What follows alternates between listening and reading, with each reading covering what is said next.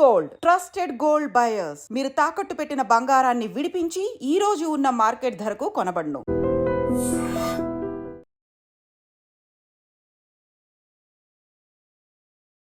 బలూచిస్తాన్ ఇది చాలా మటుకి ఈ మధ్య వినిపిస్తున్నటువంటి అంశం. ఎందుకంటే ఈ పాక్ అట్లాగే భారతదేశం మధ్య ఉద్రిక్తత ఉన్న పరిస్థితుల్లో అయితే ఇప్పుడు బలూచిస్తాన్ లిబరేషన్కి సంబంధించిన ఆర్మీగా పేరుగా పెట్టుకున్నటువంటి ఓ సంస్థ పూర్తిగా మీరు అంటే మాకు స్వాతంత్రం కావాలి, మాకు వేరు స్టేట్ కావాలి అంటూ కూడా పెద్ద ఎత్తున ఒక పోరాటమే చేస్తున్నటువంటి పరిస్థితి. మొన్న మధ్యలో మనకు తెలుసు పాకిస్తాన్కి సంబంధించిన ట్రైన్ని కూడా వీళ్ళు హైజాక్ చేశారు. చాలామంది ఆ రోడ్స్ని కూడా బ్లాక్ చేసేసి వాళ్ళ ఐడి కార్డ్స్ని చెక్ చేస్తూ అటు పాకిస్తాన్లో ఉన్నటువంటి పంజాబ్ అట్లాగే సింధ్కి సంబంధించిన వాళ్ళు ఎవరైతే కనిపించారో ఐడి ప్రూఫ్స్లో వాళ్ళ పేర్లు కానీ వాళ్ళు అని తెలిస్తే మాత్రం వాళ్ళని నిర్దాక్షిణ్యంగా చంపేసినటువంటి పరిస్థితి కూడా ఉండింది. సో ఈ నేపథ్యంలోనే ఇప్పుడు బలూచిస్తాన్ ఒక ఆసక్తికరమైనటువంటి వీడియోను కూడా రిలీజ్ చేసింది. ఇద్దరు చిన్నారులు కూడా మన ఇండియాకు సంబంధించిన నేషనల్ యాంథమ్ అంటే జనగణమన పాడుతున్నట్టుగా వాళ్ళు వెనకాల మన ఇండియాకి సంబంధించిన ఫ్లాగ్ ఉంది. అట్లాగే వాళ్ళ డ్రెస్సెస్ పైన కూడా మన ఇండియా అట్లాగే బలూచిస్తాన్కి సంబంధించిన ఫ్లాగ్ ఉన్నటువంటి ఎంబ్లమ్స్ ఏవైతే ఉంటాయో వాళ్ళు వాళ్ళ డ్రెస్ పైన ధరించి మన ఇండియన్ నేషనల్ యాంథమ్ పాడినటువంటి పరిస్థితి. ఇప్పుడు ఆ వీడియో చాలా వైరల్గా మారిపోయిన సిచ్యువేషన్. అట్లాగే భారత్కి కూడా ఈ బలూచిస్తాన్కి సంబంధించిన వేర్పాటువాదులు ఒక సూచన కూడా చేస్తున్నారు. మీరు శాంతి చర్చలు అంటూ పాకిస్తాన్ ఏదో చెప్తోంది, వారి మాయ మాటలు నమ్మకండి. ఎందుకంటే ఆపరేషన్ సింధూర్ తర్వాత వాళ్ళకి అర్థమైంది మీ బలం ఏంటి, మీరు ఏం చేయబోతున్నారు అని అర్థమైంది ఒకటి.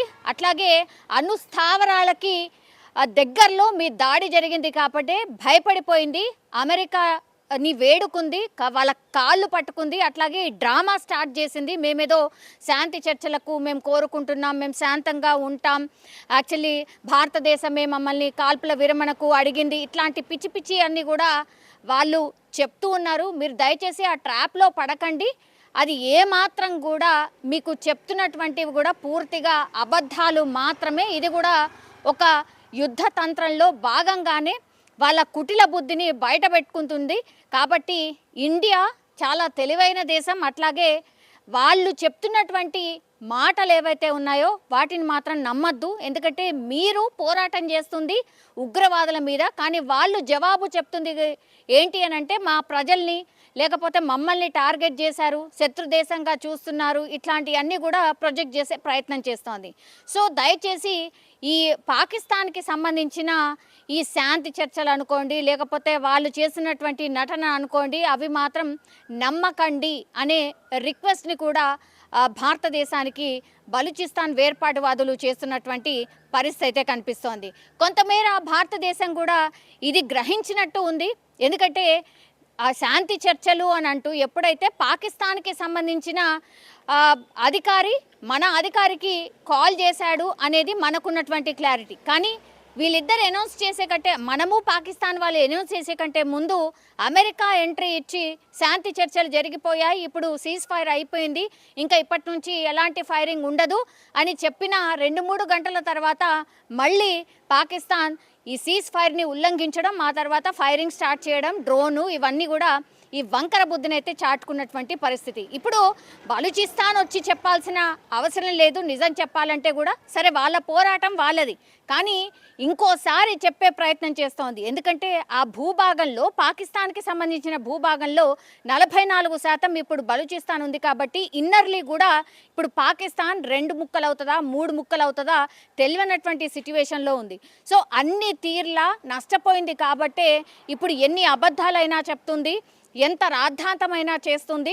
అందులో భాగంగానే ఇప్పుడు మీతోని శాంతి చర్చలు అనేటువంటి మాట ఇప్పుడు బలూచిస్తాన్కి సంబంధించిన వేర్పాటువాదులు ఎవరైతే ఉన్నారో వాళ్ళు ఇంకోసారి భారత్కి చెప్పే ప్రయత్నం అయితే చేస్తున్నట్టు కనిపిస్తోంది. కానీ వాళ్ళు మన మీద ఉన్నటువంటి ప్రేమనైతే మన జాతీయ గీతాన్ని చిన్నారుల చేత ఆలపించి చూపించినట్టుగా స్పష్టంగా అయితే అర్థమవుతోంది.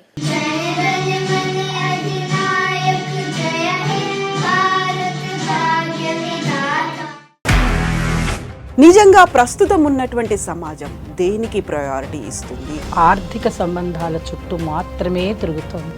మళ్ళీ ఎన్నికలంగానే చాలా విరక్తి కలుగుతాను. మంచి అనిపిస్తుంది కదా, లేడీస్ కూడా ఛాలెంజింగ్ జాబ్స్ చేసినప్పుడు చాలా బాగుంటది. ట్రాఫిక్ అసిస్టెంట్స్ గా నియమించిన ట్రాన్స్జెండర్స్ అందరితో సాల్యూట్ చేయించుకుంటున్నారు. ఫుడ్ డెలివరీ ఇవ్వటానికి వెళ్ళినటువంటి డెలివరీ బాయ్ అనిల్ పై కళ్ళ ముందు